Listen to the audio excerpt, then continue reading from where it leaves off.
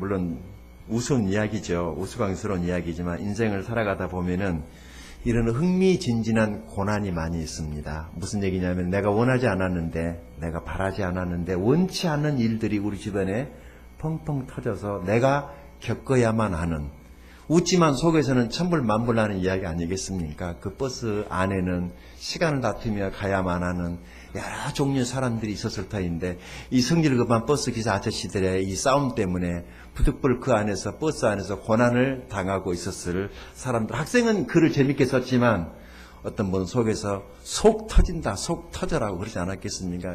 시간 지켜서 가야 되는데. 제가 오늘 왜 이렇게 서두에 우스운 이야기를 길게 하느냐 하면, 우리가 지금 보고 있는 베드로 전서 자체가 사실 그 주제가 좀 무거운 주제입니다. 왜냐하면 고난이라고 하는, 누가 들어도 그렇게 썩 호감이 가지 않은 그런 주제를 다루고 있기 때문에 제가 일부러 좀 우스운 얘기를 해야 되겠다라고 생각을 했습니다. 사도 베드로는 계속해서 우리에게 고난에 대한 이야기를 하고 있습니다. 그리스도인과 고난, 그리고 고난의 정체, 그 고난의 유익, 그리고 고난과 가정, 그리고 오늘은 그 고난을 이기는 비결에 대해서 계속해서 우리들에게 이야기를 하고 있는데, 우리가 이 고난에 대한 바른 이해, 그리고 이 고난을 어떻게 마주 대하고, 그리고 우리에게 다가온 이 고난을 슬기롭게 잘 지혜롭게 헤치고 나가기 위해서 이 고난을 이기는 비결이 필요하지 않겠습니까? 왜냐하면 피할 수 없다면 즐기라는 말이 있지 않습니까?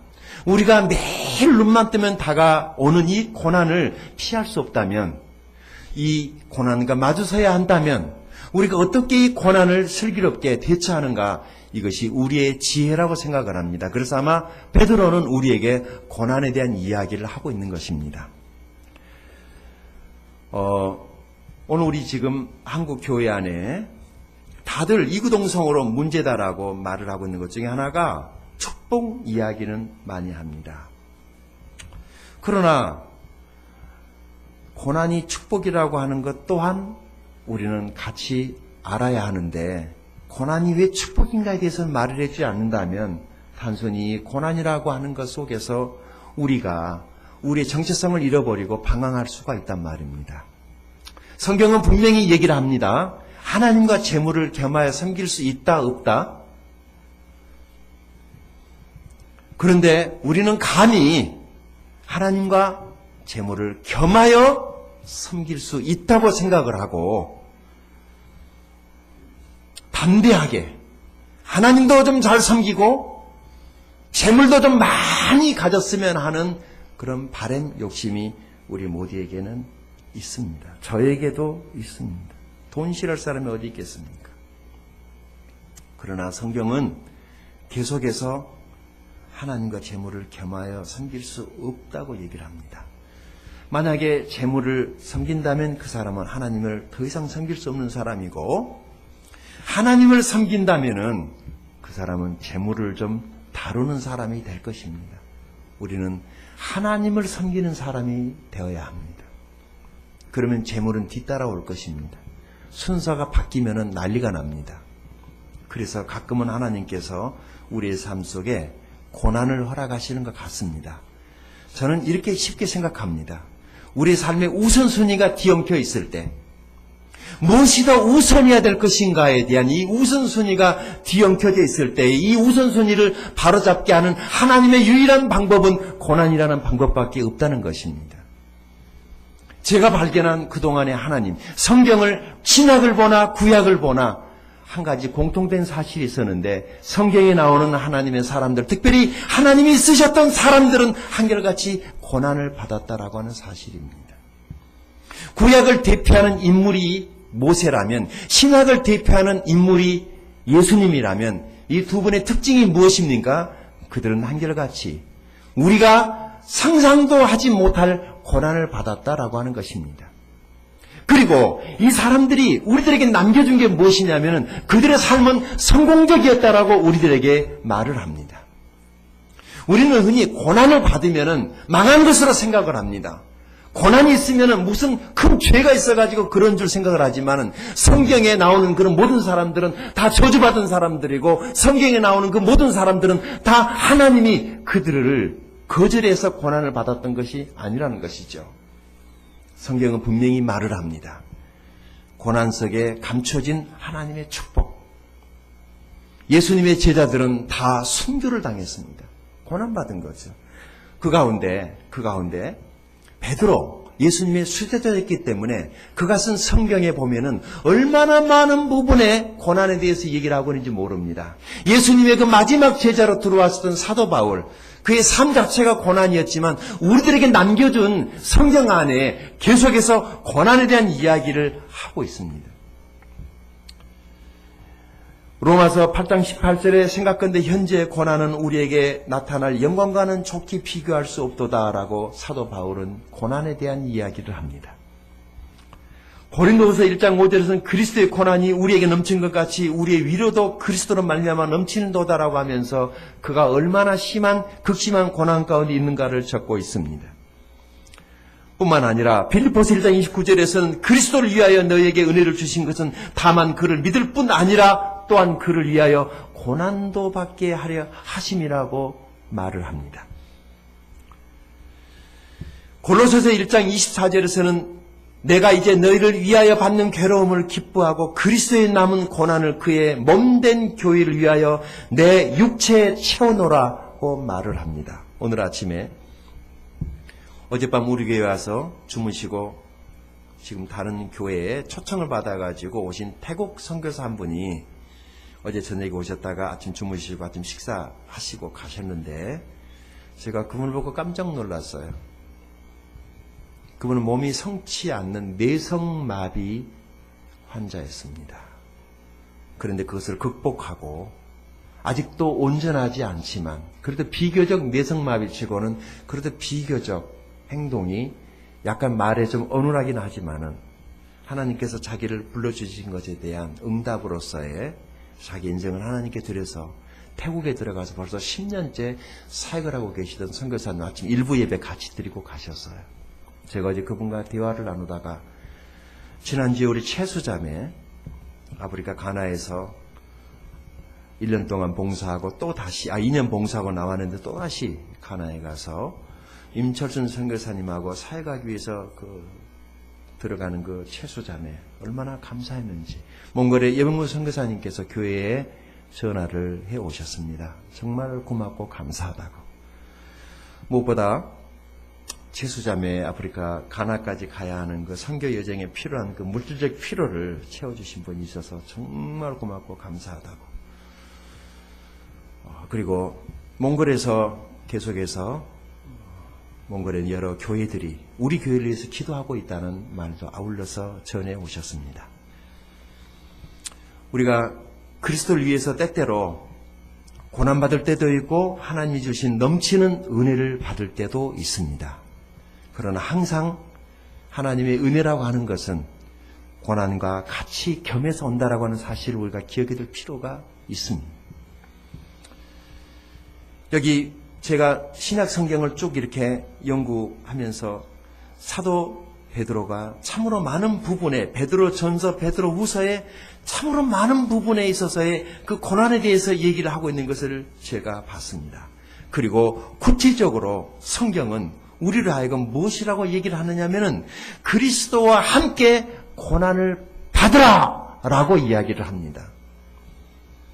누가 고난받기를 좋아하겠습니까? 그러나 디모데후서 1장 8절을 보게 되면은 사도 바울은 이렇게 얘기를 합니다. 그러므로 네가 우리 주의 증거와 또 주를 위하여 갇힌 자 된 나를 부끄러워하지 말고 오직 하나님의 능력을 쫓아 복음과 함께 고난을 받으라고 우리에게 이야기를 합니다. 복음과 함께 고난을 받으라는 것입니다. 디모데후서 2장 3절에서 계속해서 사도 바울은 네가 그리스도 예수의 좋은 군사로 나와 함께 고난을 받을지니 라고 이야기를 합니다. 디모데후서 4장 5절에서는 그러나 너는 모든 일에 근신하여 고난을 받으며 전도인의 일을 하며 내 직무를 다하라고 이야기를 합니다. 성경은 그리스도인들이 고난으로부터 면제됐다는 얘기는 단 한 구절도 말하지 않습니다. 그리스도인이 되었다라고 하는 것은 고난에서 면제되었다는 것이 아니라 그 고난과 맞서 싸울 수 있는 힘과 용기를 가진 사람들이 되었다라고 하는 것입니다. 그리스도께서 저와 여러분의 마음 안에 와 계신다면 그리스도께서 우리가 당하는 고난을 견디게 해줄 것을 믿습니다. 오늘 본문을 보게 되면 사도 베드로는 성령의 감동을 받아서 고난받는 그리스도인들로 하여금 그 고난을 이길 수 있는 비결 3가지를 말씀하고 있는데, 첫째, 어떻게 우리가 이 고난의 시대에 이 고난을 이길 수 있는 것인가? 그것은 형제를 사랑함으로 고난을 이기라고 말을 합니다. 8절 말씀을 같이 읽어보겠습니다. 8절입니다. 시작. 마지막으로 말하노니 너희가 다 마음을 같이 하여 동정하며 형제를 사랑하며 불쌍히 여기며 겸손하며 라고 이야기를 합니다. 삶이 힘들어지면 제일 먼저 신앙생활부터 포기하려는 마음이 우리 속에 있습니다.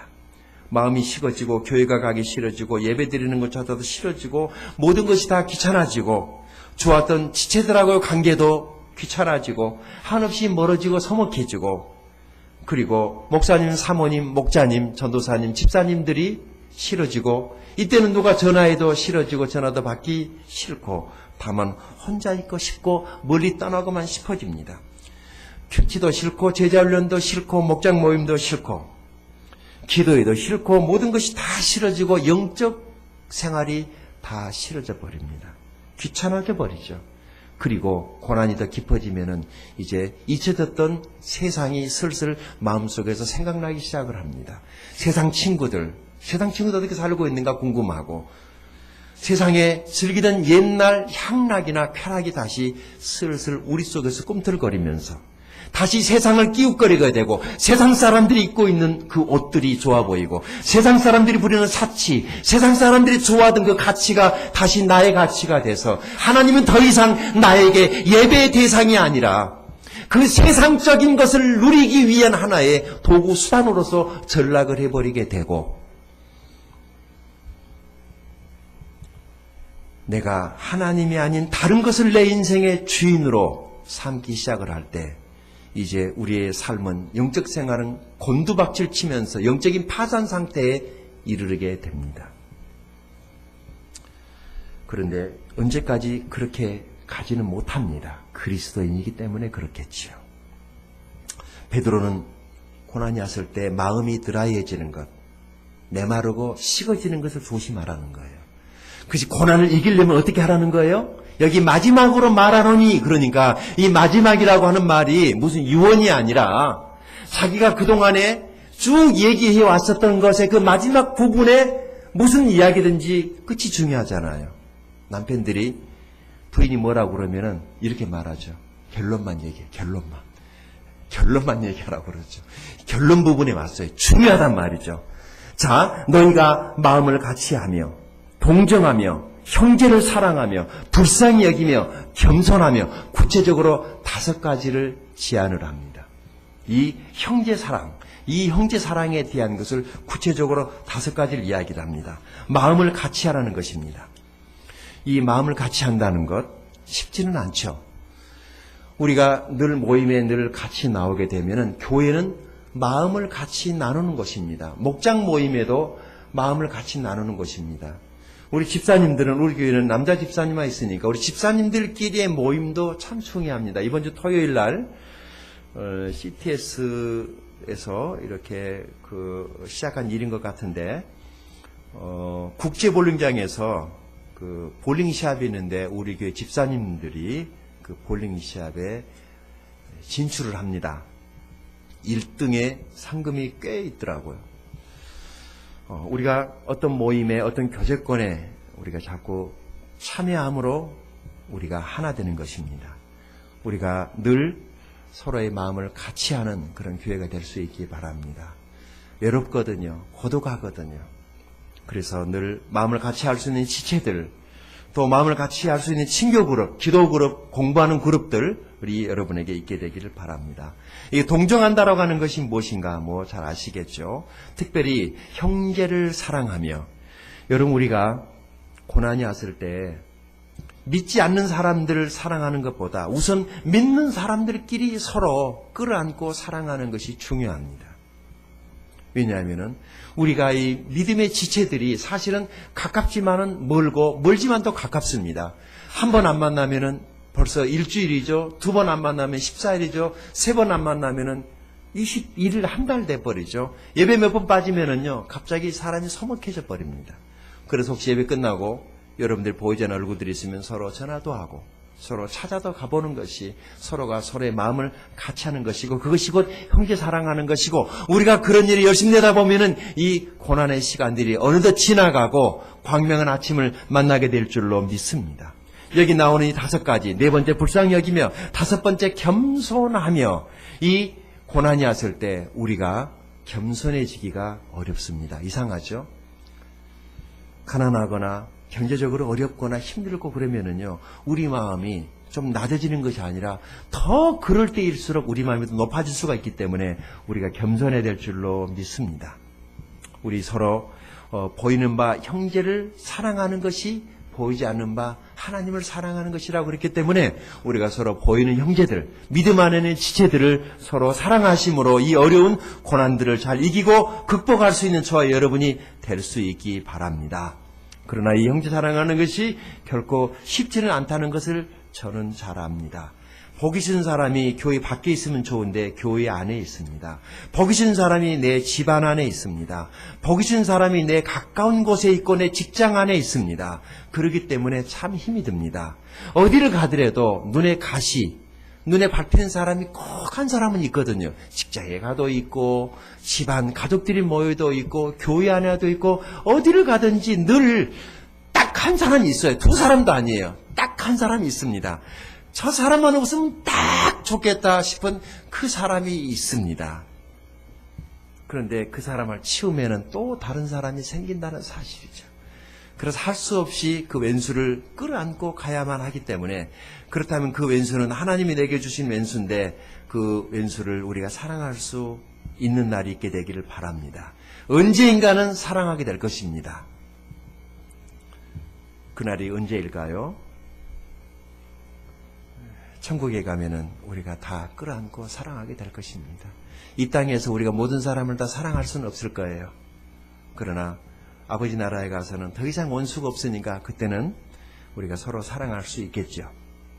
자, 베드로는 2번째, 우리가 어떻게 이 고난을 이길 수 있는 것인가? 선을 행함으로 고난을 이기라고 계속해서 말씀합니다. 9절 같이 읽어볼까요? 9절입니다. 시작.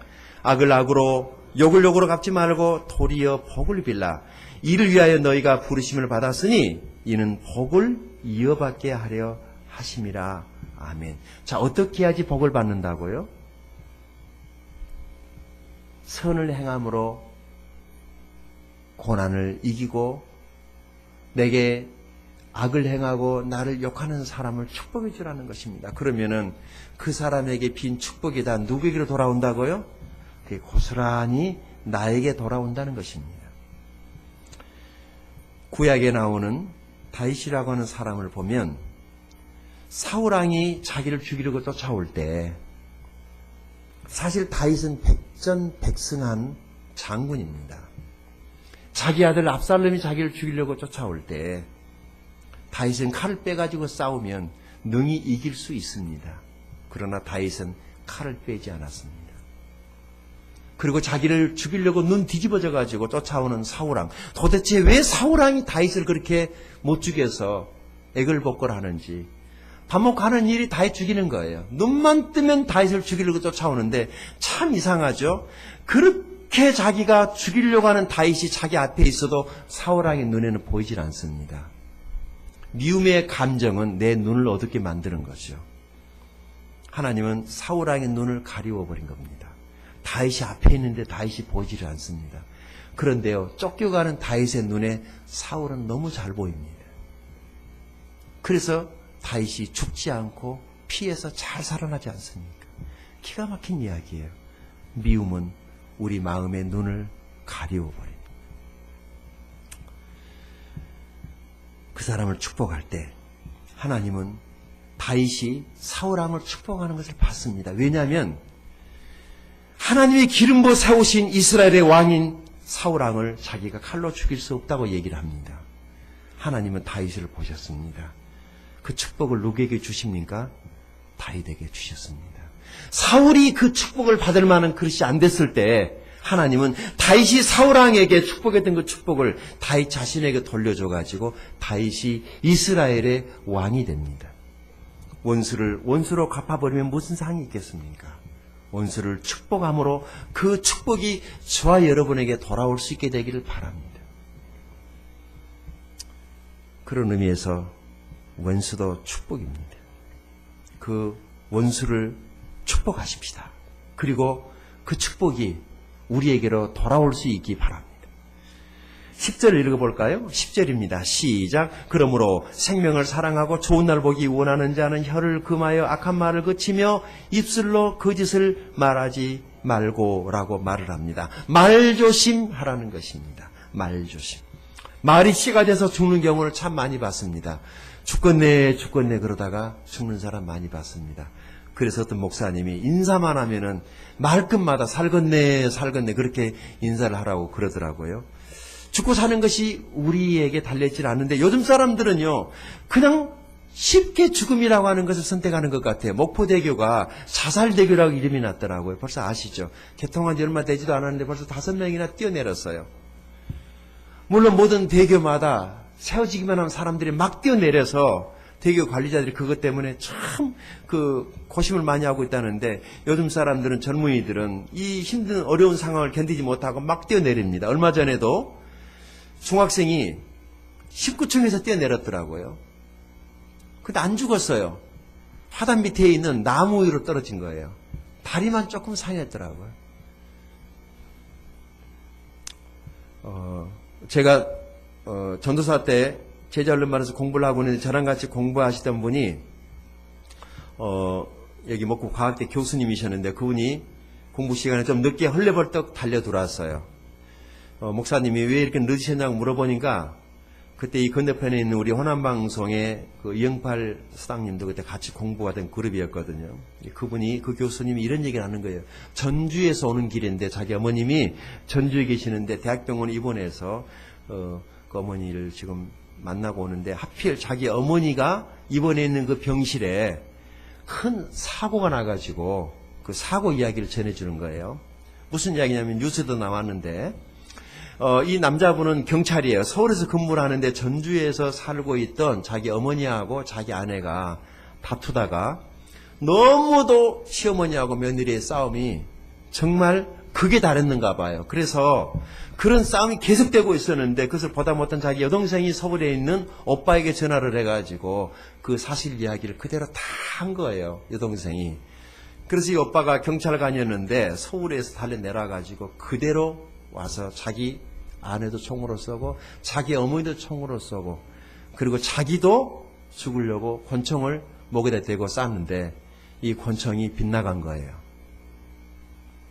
안 죽은 거죠. 그래가지고 병원 응급실에 실려왔다는 거예요. 근데 교수님이 하시는 말은 이거였어요. 사람이 죽고 싶어도 마음대로 죽어지는 것이 아니라는 거죠. 죽었으면 좋을 뻔했는데 죽지 않았으니 여러분 인생에 죽고 사는 것이 우리에게 달려있는 것이 아니라는 사실입니다. 하나님이 공평하세요. 저는 하나님이 공평하심을 믿습니다. 하나님은 모든 사람으로 하여금 한 번은 다 죽게 만들었어요. 세상에 잘 살는지 못 살는지 하여간 그것은 개인의 몫이겠지만은 하나님은 모든 사람을 다 한 번은 죽게 하셨습니다. 얼마나 공평하세요. 지금 잘 사느냐 못 사느냐 문제 가지고 하는 얘기가 아니에요.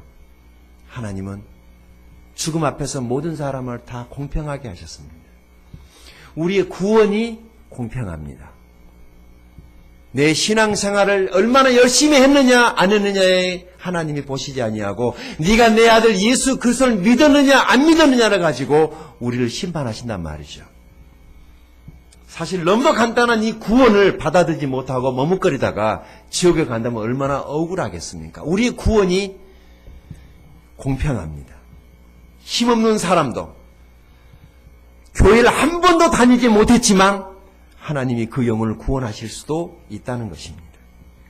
열심히 한 사람은 열심히 한 그대로 좋은 것이고, 몸이 아파서 기회가 없어서 교회에 못 나온 사람이라 할지라도 예수만 믿으면 구원 얻게 하셨으니 하나님이 얼마나 공평합니까? 우리 말 조심해야 될 줄로 믿습니다. 말이 씨가 돼서 그대로 되는 경우가 많기 때문에 그렇습니다.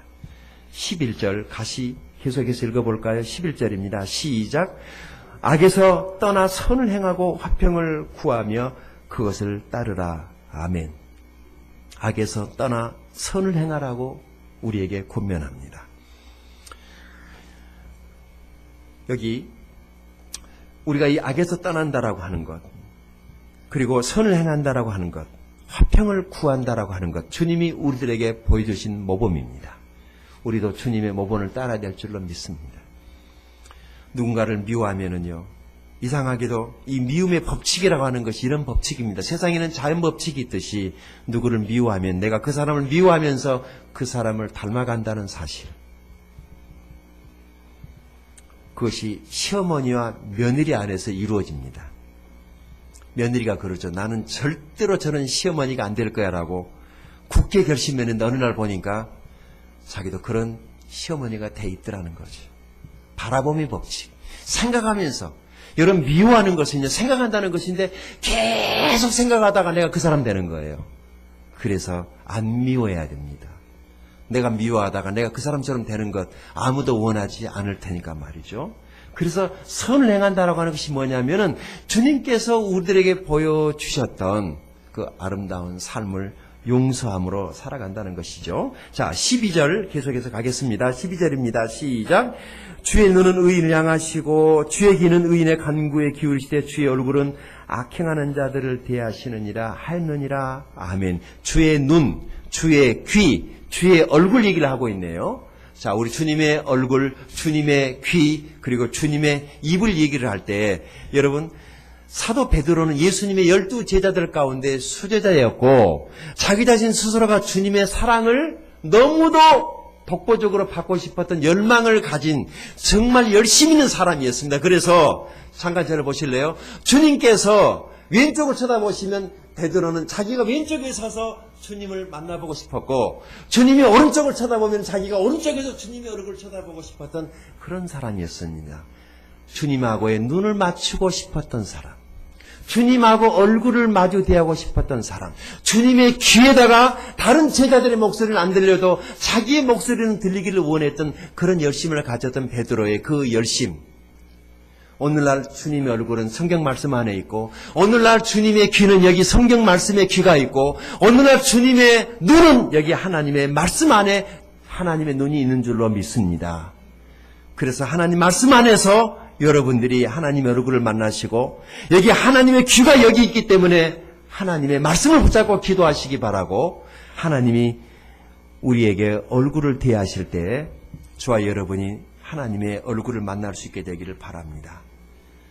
한 얼굴에 두 모습이라는 글이 있습니다. 레오나르도 다빈치가 그린 최후의 만찬이라는 그 그림에는 숨겨진 이야기가 있다고 그래요. 그가 이 그림을 그릴 때 예수님의 모델을 찾기 위해서 어느 날 여기저기 다니다가 교회 안에서 기도하고 있는 한 청년을 발견했습니다. 얼마나 열심으로 기도를 하는지 가까이 가서 보니까 진짜 예수님의 모습과 흡사하다라는 거예요. 그래서 그의 평화로운 모습과 자비로운 인상, 그리고 어디에선가 위험이 있는 그런 눈빛, 그리고 그의 얼굴에 비치는 하나님의 영광 같은 것이 있어서 다빈치는 이 사람을 데리고 와서 예수님의 모델로 그림을 그렸습니다. 이렇게 해서 12 제자의 모습도 그려가고 있는 가운데 갑자기 가룟 유다의 모습을 그리려고 하는데 고민이 생겼습니다. 그래서 이번에 가룟 유다의 모습을 하고 있는 사람을 찾으러 나갔습니다. 몇 날을 뒤지다가 술집에서 얼굴에가 나 유다라고 써진 사람을 만났습니다. 그의 눈은 이상하게 변해 있었고, 그의 얼굴 표정이라든지 온 모습에서 영락없는 가룟 유다를 본 것입니다. 그런데 가만히 보니까 그 사람은 다름 아닌 몇 년 전에 자기가 발견했던 예수님의 모습을 하고 있던 그 청년이었습니다. 한 사람이 몇 년 만에 그렇게 망가졌던 것이죠. 그래서 이 사람을 데리고 가서 유다의 그림을 그렸습니다. 이 최후의 만찬이라는 그림에 예수님의 모델과 가룟 유다의 모델이 똑같았다라고 하는 그런 숨은 이야기가 있습니다. 우리는 이 전해져 내려온 이야기 속에서 깨닫게 되는 한 가지 사실이 있습니다. 그것은 사람은 누구나 두 가지의 가능성을 가지고 산다는 것입니다.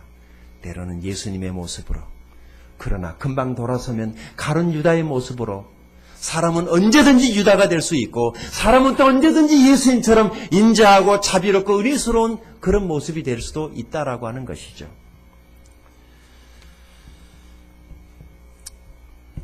두 얼굴의 사나이를 북한말로 하면은 뭐라고 그랬죠? 생각나시나요? 두 얼굴의 사나이, 쌍판떼기를 겹친 놈의 아새끼. 두 얼굴, 우리 그리스도인에게 늘 가룟 유다의 모습이, 그리고 한편으로는 예수님처럼 인자하고 은혜스러운 모습이 언제라도 겹쳐서 사람들에게 나타날 수가 있단 말이죠. 우리는 할 수만 있다면 예수님의 모습을 사람들에게 드러낼 수 있기를 바랍니다. 13절입니다. 계속해서 읽어보십시다. 시작. 또 너희가 열심으로 선을 행하면 누가 너희를 헤아리요. 아멘. 여러분, 우리가 무엇을 해야 한다고 베드로가 계속해서 강조합니까?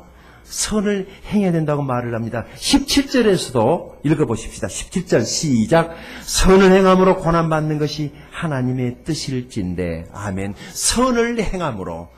베드로는 이 선을 행할 것을 우리에게 얘기를 하는데, 여기서 말하는 이 선이 만약에 착함이라면, 우리가 착하게 살아야 될 이유가 있다면 무엇 때문일까요? 우리의 착한 행실로 말미암아 하늘에 계신 하나님께 영광을 돌려야 하기 때문에 우리가 착하게 살아야 할 줄로 믿습니다. 그리고 예수 그리스도의 복음이 다른 사람들에게 전달되어야 하기 때문에 베드로는 우리로 하여금 선을 행하라고 말을 하고 있는 것입니다. 우리가 선을 행해야만이 내 삶을 통해서 한 영혼이라도 더 구원할 수 있기 때문에 베드로는 우리로 하여금 이 고난의 한복판에 있지만은 그럼에도 불구하고 우리는 계속해서 선을 행해야 될 의무를 가진 자라고 말을 하고 있는 것입니다. 악을 악으로 갚지 마시고 역을 역으로 갚지 마시고 하나님께 원수 갚는 것을 맡기시고 선을 행하는 저와 여러분 될 수 있기 바랍니다. 마지막으로 하나만 더 말씀드리고 마치겠습니다. 여기 세 번째, 베드로는 우리로 하여금 그리스도를 증거함으로 고난을 이기라고 권면합니다. 15절 말씀을 같이 읽어볼까요? 15절입니다. 시작.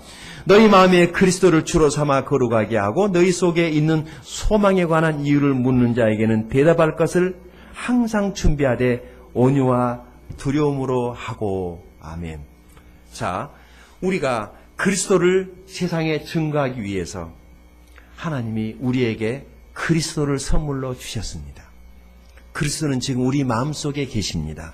그리스도는 믿는 자 마음속에 계십니다. 그러나 세상은 우리 속에 있는 그리스도를 알지 못합니다. 우리가 어떻게 해야만이 우리 속에 있는 그리스도를 세상에 알릴 수 있을까요?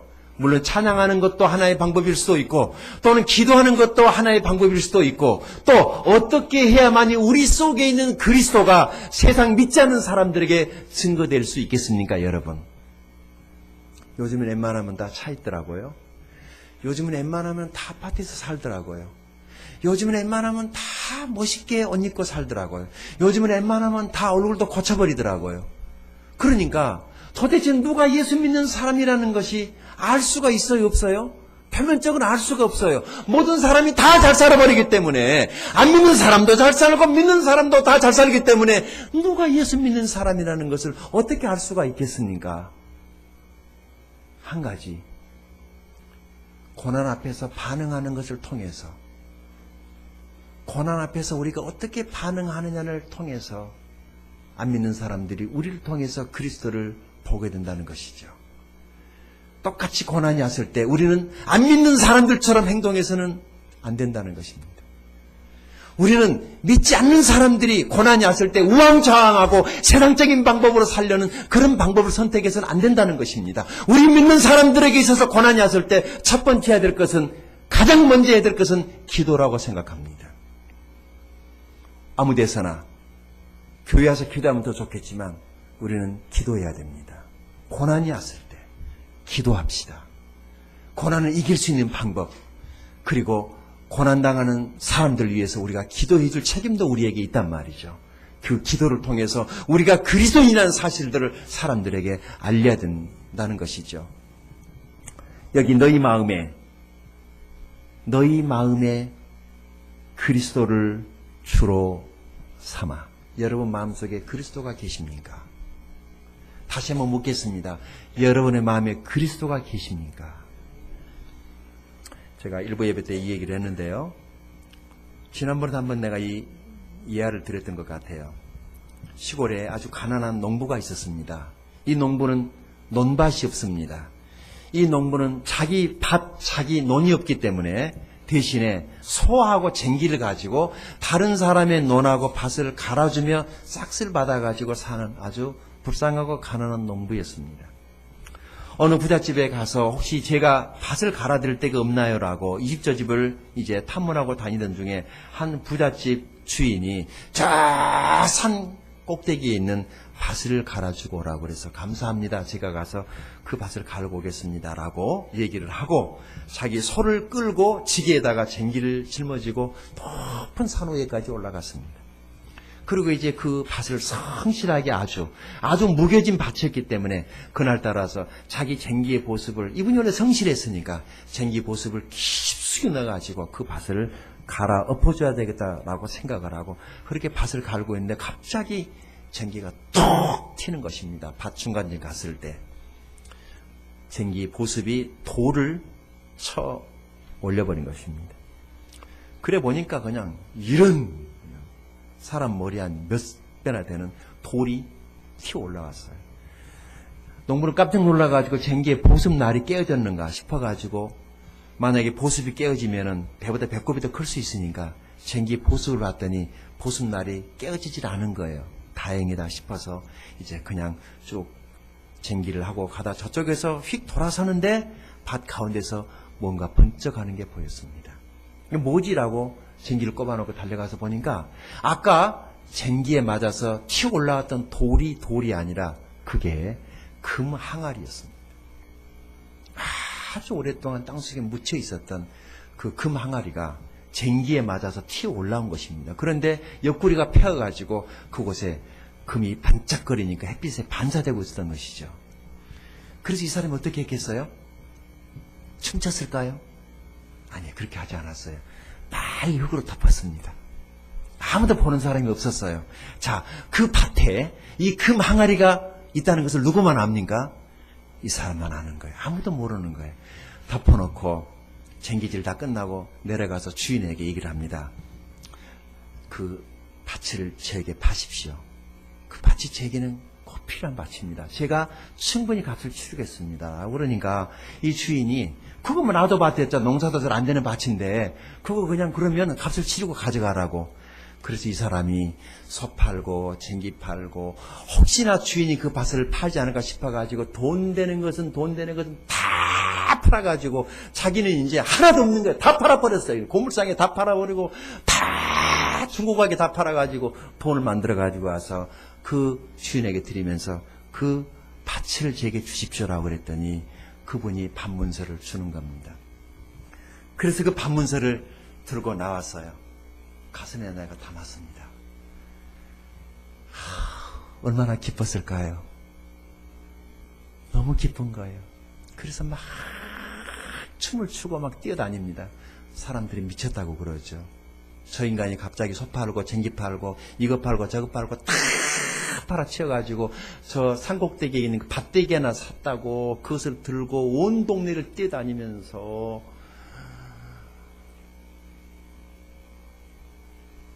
할렐루야 찬송을 불렀을 때 사람들이 그를 미쳤다고 그랬겠지요. 그러나 이 사람이 찬양하는 이유를 사람들이 알았을까요? 몰랐을까요? 아무도 모르는 거예요. 그 밭에는 뭐가 있습니까? 밭을 산 것이 아니라 그 밭에 있는 금 항아리를 산 것입니다. 아무도 모르는 것입니다.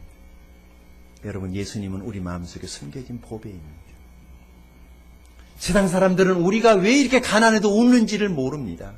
우리가 왜 이렇게 힘든 중에서도 기뻐하는지 세상 사람들이 알 리가 없습니다. 세상 사람들은 금이 있어야지 웃고, 세상 사람들은 집이 있어야지 웃고, 세상 사람들은 직장이 연봉이 보장돼야지 그것 때문에 웃고, 그거 자랑하고 싶어서 웃고, 좋은 옷 때문에 웃고, 화장품 때문에 웃고, 성형 때문에 웃고, 자식 때문에 웃고, 차 때문에 웃는 것이지만 우리는 그리스도 때문에 웃어야 될 줄로 믿습니다. 그 주님이 우리 마음속에 계십니다. 그분은 보배입니다. 우리 마음 안에는 그분 때문에 즐거워할 수 있고 그분 때문에 기뻐할 수 있는 저와 여러분이 될 수 있기 바랍니다. 베드로는 이야기를 합니다. 15절, 너희 마음에 그리스도를 주로 삼아. 우리 마음에 금전적인 물질적인 돈이 주인이 아니라 예수님이 우리 마음의 주인이 될 수 있기를 바랍니다. 그래서 우리가 거룩하게 되었고 너희 속에 있는 소망에 관한 이유를 묻는 자에게 대답할 것을 항상 준비하되 온유와 두려움으로 하라고 베드로는 권면합니다. 우리가 그리스도를 증거함으로 고난을 이기라는 것이죠. 18절 말씀만 같이 보고 맞추겠습니다. 18절 같이 볼까요? 자, 같이 읽겠습니다. 시작. 그리스도께서 단번에 죄를 위하여 죽으사 의인으로서 불의한 자를 대신하셨으니 이는 우리를 하나님 앞으로 인도하려 하심이라. 우리를 하나님 앞으로 인도하려 하심이라. 우리를 어디로? 우리를 하나님 앞으로 인도하려 하심이라. 예수 십자가는 이 땅에서 우리의 삶이 끝났을 때 우리를 천국으로 가게 하는 십자가이지만 지금도 예수 십자가는 우리 마음속에 임해야 될 하나님의 나라로 건너가게 하는 다리인 줄로 믿습니다. 그 주님이 우리 마음속에 있기 때문에 고난을 능히 이길 수 있습니다. 기도하겠습니다.